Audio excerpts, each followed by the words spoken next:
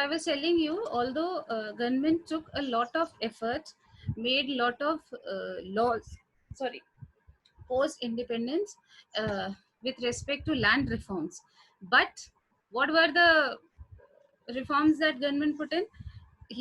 Government put a ceiling on land holdings, consolidated land holdings, bought in cooperative farming. All this we have discussed. Yes, right? To increase the size of the farmland, right? Abolish the intermediaries. That is the zamindari system was abolished. Middleman system was abolished. Tenancy reforms were brought in. There was put a ceiling on the land reforms, and the rest of the land which was left was given to the landless laborers. All these things were done, but still the land reforms failed. Okay, so I told you, except Kerala and Bengal, these land reforms were not successful anywhere else. Why they were not successful? Because first, there was a great weakness in the legislative system. That means legislative system is which system? You're learning civics also? Ma'am, the legislative system is the ma'am this thing, ma'am, political. Yes, the political and the legislative is your political system. So there was weakness in the political system. That means there were vested interests there. Okay, they formed. They were hand in glove with these zamindars, right, and helped them to get away with these sealing and land reform. What did these zamindars do? They uh, gave the name of their family members and to gave the land in their name. So personally, for one person, what is the ceiling? I can have that much ceiling, and then my family, other family members can also have that much land, but the land is there in the family only. Okay, so this was one way they got away with it. Second way was the tenants. They were not educated, so they also did not know much of their what is their what are their rights. They did not know about all these things. Other than that, afterwards, once they were given, it was shown on paper that they have been given the rights. Afterwards, they were evicted by the zamindars, and they could not protest because they were not aware of their rights also, and they were poor people, so they did not have money also to go to the court and fight the case against them. Even if they went to court, the courts take a lot of time to settle disputes, right? There are lakhs of cases which are still disputed, so it takes a lot of time. These are poor people, landless people. They do not have that much money or the time to run around after these court cases. And there was lack of political will also, right? Because of the vested interest of bureaucrats, landlords, big farmers, and corrupt politicians, these landless tenants suffered. Okay, so these were the failures of land reforms. Although land reforms were good, but it did not have that much impact that was expected out of it. Okay, second measure that the government took was technological measures. Right now, technological measures, I told you before also, we were although 70% of our people, of our population was engaged in agriculture, but we used uh, primitive methods like wooden plows and bullock carts to cultivate the land. So our productivity was not that much. Okay, so government bought in a lot of technology for this, right? The government bought in the concept of green revolution. We will study green revolution in detail, wherein modern technology was bought in by the government to raise productivity, right? And intensive cultivation was emphasized. That means more labor and capital to 1 hectare of land to increase productivity. Okay, so intensive cultivation was emphasized, and government provided the farmers with better irrigation facilities. Lot of dams were constructed.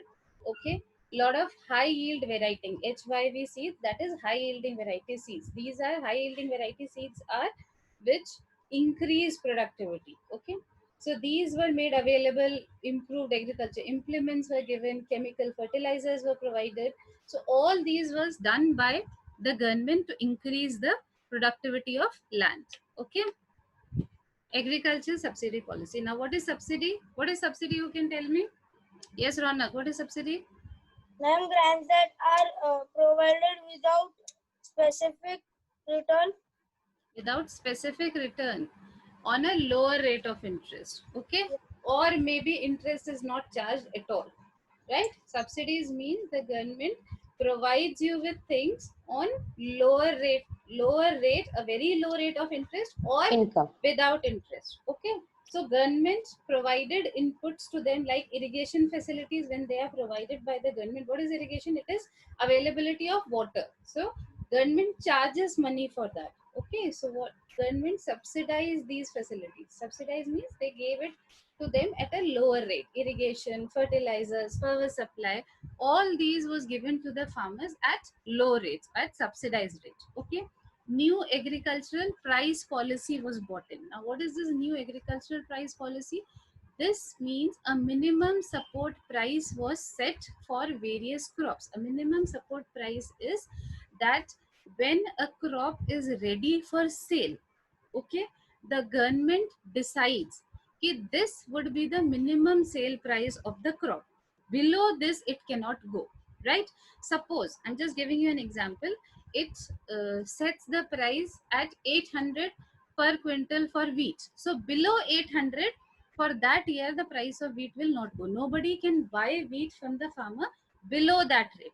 And if nobody buys from the farmer, government is always ready to buy at this price. Okay, so above that price it can go, depending on the market, the demand and the supply, the prices can go above the minimum support price, but it will never fall below.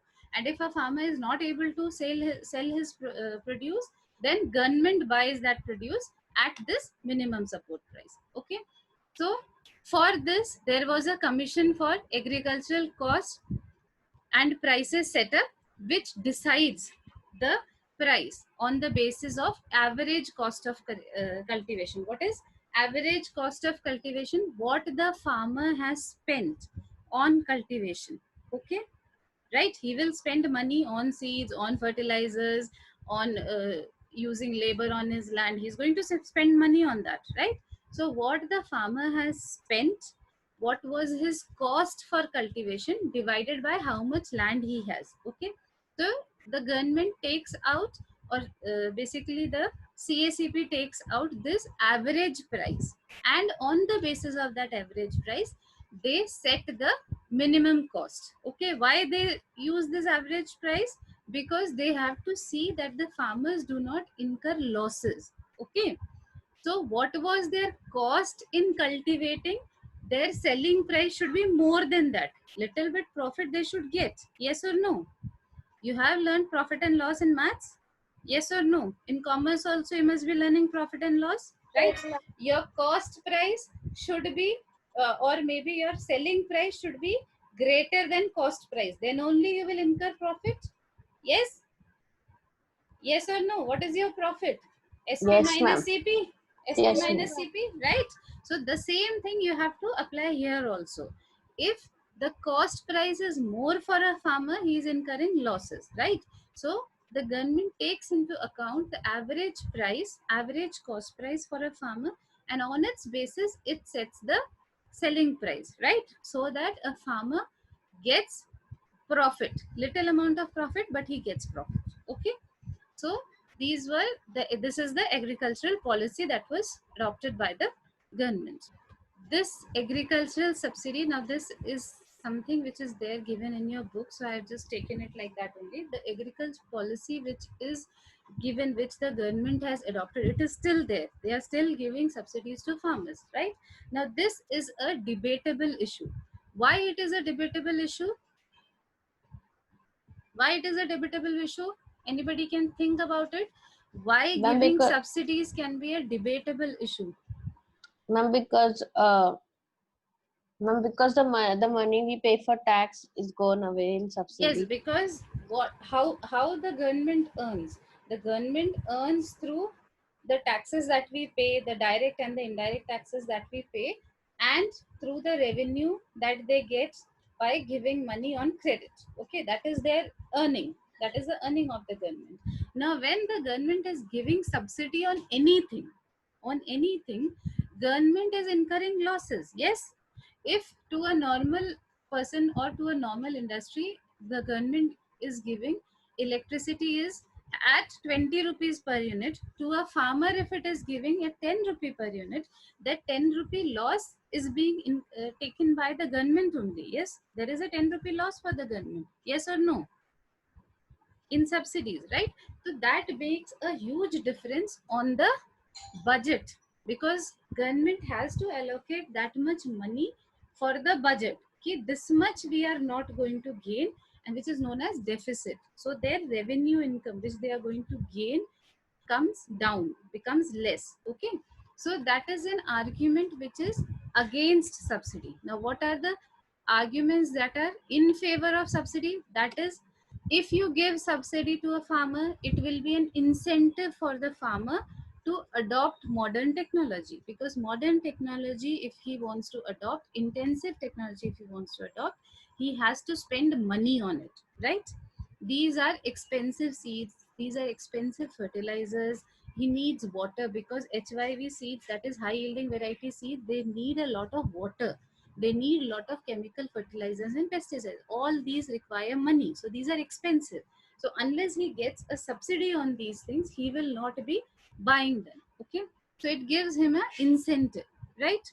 And second thing is, because the poor farmers are getting a subsidy, they will use this intensive technology and they will increase their production, right? Which will help them in increasing their income, which in turn helps them in bridging the gap between rich and poor. So these are the two arguments that are in favor of subsidy. Now what are against subsidy? One, I have already told you, that the government has to bear losses, right? It is a huge burden on the government when they give subsidy on anything, power also, whether it is irrigation or any other sector. When the government is giving subsidy, the government has to bear the burden of it. Okay, then because of a faulty political scenario, the bureaucrats and the politicians, because they are together in this, subsidy gives more benefit to the rich farmers, which has, instead of decreasing the income disparities, has increased the income disparities. Okay, what is there, the subsidies are supposed to be for the poor farmers, but I told you, education, illiteracy, low levels of education, farmers don't know about these things, right? So they are unaware of the advantages that are given to them. Instead, the rich farmers who already have money take the benefits of these, and then their income increases many more, and so the income disparity between the rich and the poor increases. Clear this point? Yes or Yes, no? Yes. yes, The ma'am. third thing Yes. is, subsidy should be phased out, right? As this was just an objective to be to give an incentive to the farmers, right? Once they have started using intensive farming, after 2 years, 3 years, maybe third crop or fourth crop, they they come at that level wherein they can spend money, their incomes have increased, they can now spend money on the capital, and they know the benefits of capital intensive technique now. So once they know, once they have started getting the benefits out of this subsidy should be phased out. But we have not been able to do that, right? We have not been, whether it is a political thing or whether it is the bureaucrats, but we have not been able to phase out, and still the government has to take the economic burden of it. Clear these points, right? Yes. So although subsidies is a very good uh, initiative taken by the government, but it has its drawbacks also.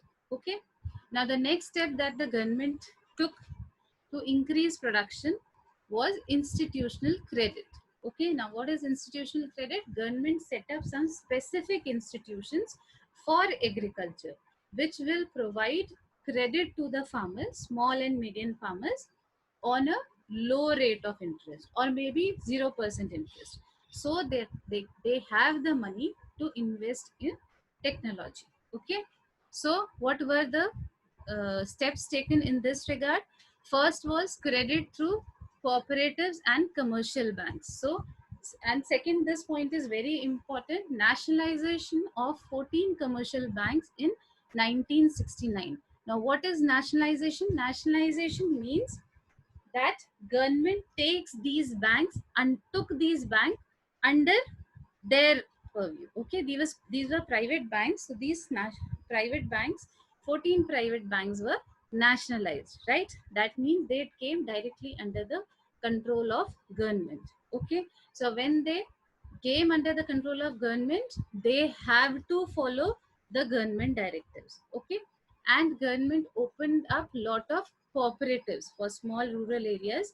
Lot of cooperatives were opened which can provide loans or credit facilities to small and medium farmers. Okay, regional rural banks were established which were specifically seeing the needs of the rural areas. Okay, urban areas have banks, urban areas have no problem, it is the problem of the rural areas, right? And then the major body which works for this, which takes care of these banks, this credit system for the agriculture sector, is your NABARD. You must have heard about this bank, right? National Bank of Agriculture and Rural Development, right? This was a major step which was taken by the government in 1982, right? So what did NABARD do? All the financial institutes which were dealing with the rural areas, giving credit, especially the agricultural ones, they were bought under NABARD. Okay, so it was now NABARD who was overseeing all the credit that is being dispersed, and all the rural, whatever the requirement of the rural areas, that everything came under NABARD. Okay, okay. Next, what was the step that was taken? Improvement in agricultural marketing, right? Now all this which we have learned till now, this was on production. Okay, but production, increment in production is only beneficial when you can market your produce also. Yes or no? Right? So what, first thing I have already told you, the minimum support price, regulated markets were provided by government where a reasonable price was set, which is known as the minimum support price. Below this, nobody will charge, nobody will buy below that price. Okay, above that price, depending on the market demand and supply, the price for the crops can go. Okay, so first was this, then second was cooperative marketing societies were established in rural areas so that they can help the farmers to sell their produce, okay, at reasonable prices, right? And these cooperative societies help them to procure the inputs also. The farmers who were members of these cooperative societies, they could get these inputs, that is the high yielding variety seeds, the fertilizers, all these at subsidized rates through these cooperatives. Okay, so role of cooperatives is clear. Now what was the next step that was taken by the government? Farm income insurance scheme was bought in. Okay, now what is farm insurance? Everybody knows what is life insurance. Are you clear with life insurance? What is life Yes, insurance? Yes, ma'am. ma'am. What is life insurance? Ma'am, it is insurance which we take. Now it's an insurance which we take for our life to our families. Like Yes, after we pass away or it's something, our family gets money. yes, it's something in which we pay a small amount of premium, whether it is yearly or monthly or whatever, biannually. Okay, and like suppose we are buying it from National Insurance Company, the company gives us the assurance that in case something happens to you, right, this much amount of money will be given to your family. Okay, so that is an insurance given to you to secure your future. That is why people buy insurance. So now what happens with farmers? I have told you when we were learning initially about agriculture, our agriculture still is dependent on rainfall, on the monsoons, right? And monsoons can fail, right? So natural calamities can affect their produce. So what happens if their produce is affected, even if they have used capital intensive techniques? whatever. If there is a crop failure, what will the farmer do, right? So this in farm income insurance scheme helps him there, right? It guarantees a minimum amount of income, right? A minimum amount of income is given to the farmer as compensation in case of his crop failure. Is it clear to you? So that this does not happen that poor thing's crop has failed and he does not have any income. So this insurance is given by the agricultural insurance company, right? So that he will get this minimum amount of income, right? It is compensated to the farmer in case of crop failure. Okay. The next is National Agricultural Insurance Scheme. This is Government of India in collaboration with GIC. GIC is General Insurance Corporation. Okay, started this National Agricultural Income Insurance. It started for Rabi crops in 1999-2000, right? To protect the farmers against losses that they can have on account of natural calamities, on account of crop failure, right? So it is this National Agriculture Insurance Scheme which has been started by the government. Okay, if you people have heard the news, you must have heard, because of crop failure, because of drought, lot many farmers in Maharashtra have committed suicide, right? Yes, it is a major problem.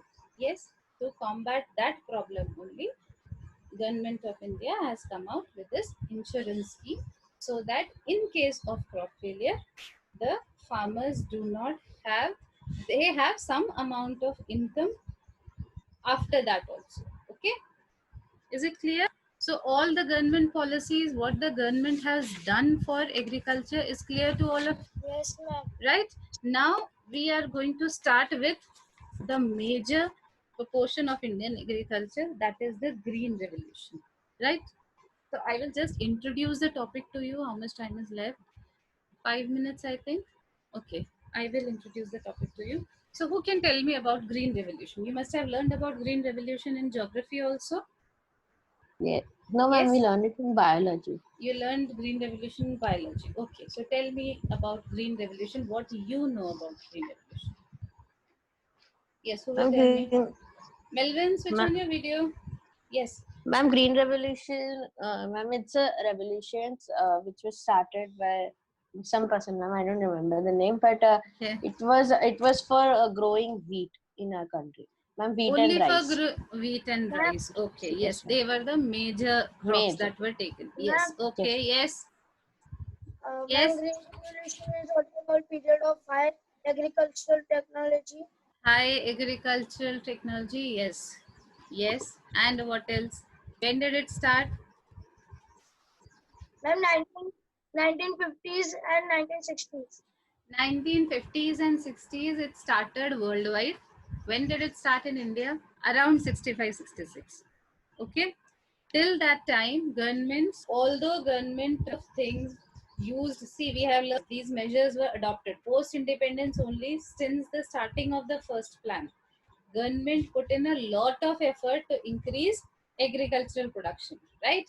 But we have learned the failures also. Yes, although all Yes. these things were adopted, but still the productivity did not increase, right? We were not self sufficient in food grain production, and our population was growing. I have told you, our death rate came down because of medical advancement, but our birth rate was still high, so we had a very high growth of population. We still have a very high growth of population. Okay, so despite adopting all the measures that the government adopted since the starting of first year planning, we were not able to achieve what we targeted to achieve. Okay, so we bought in this green revolution. Now this green revolution started in the 50s and 60s worldwide, right? And the main person behind the green revolution was Norman Borlaug. Okay, he was the main person behind the green revolution in India. MS Swaminathan is the main person who was behind this green revolution, right? And he is regarded as the father of green revolution in India. Okay, Is it clear? So green revolution, bringing in of green revolution. Now, what is green revolution? Green revolution is basically, it is increase in the productivity of land with the use of high yielding variety seeds. Okay. Now these are scientifically created seeds, right? Which require a lot of irrigation, that is water, and lot of chemical fertilizers and pesticides. So government created a package.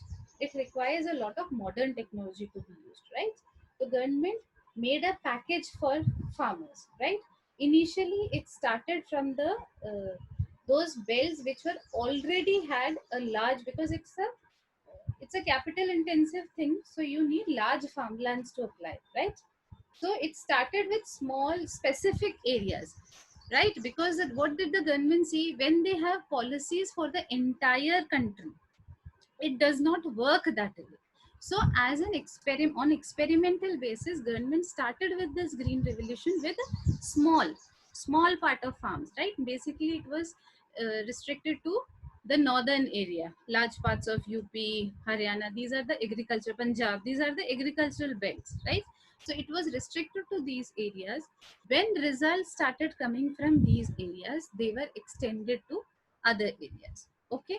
And yes, it is right, it is basically started with rice cultivation, and wheat and rice were the main crops, one rabi crop and one kharif crop. Okay. And then other crops were bought in, but these are the main crops for the green revolution. And what did we achieve from this green revolution? We achieved self sufficiency in food grains, and we also started exporting food grains and agricultural products. Okay. So nearly 20% of agricultural products that we export, 20% of that is food grain. Okay. So we will learn about this in detail. We'll start green revolution from tomorrow. Okay. Tomorrow, day after, whenever we have the class. So we'll start with green revolution. We'll learn about it in detail. What is green revolution? How green revolution was bought in? What were the changes that we had during this green revolution? What were the positive effects of green revolution? What were the negative? Everything which as has two sides, right? It will have a positive effect, it will have a negative